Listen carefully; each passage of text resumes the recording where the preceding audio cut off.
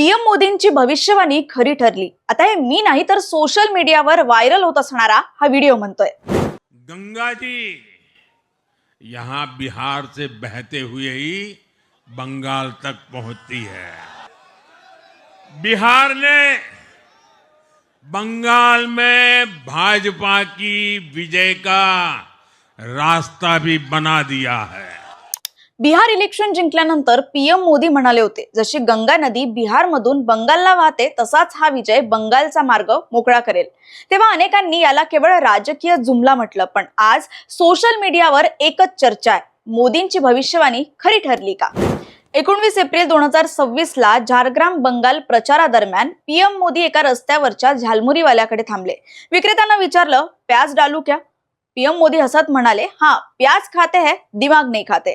बस हा व्हिडिओला इंस्टाग्रामवर 10 कोटी व्ह्यूज तर फेसबुकवर 9 कोटी व्ह्यूज अवघ्या 24 तासात मिळाले। आणि निकाल म्हटलं तर 294 पैकी बीजेपीने 207 जागा जिंकल्या। टीएमसी फक्त 80 जागांवर थांबली। 15 वर्षांची ममता सत्ता संपली। स्वातंत्र्यानंतर पहिल्यांदाच बंगालमध्ये बीजेपीचे सरकार येते। यावरून मोदीची भविष्यवाणी तंतोतंत खरी ठरली। पण यावर तुम्हाला काय वाटतं? हा विजय कशामुळे मिळाला? हा झालमुरी इफेक्ट होता, ममता बॅनर्जीचा डाऊनफॉल होता, की अजून काही वेगळं कारण होतं? आम्हाला कमेंट्स मध्ये नक्की सांगा।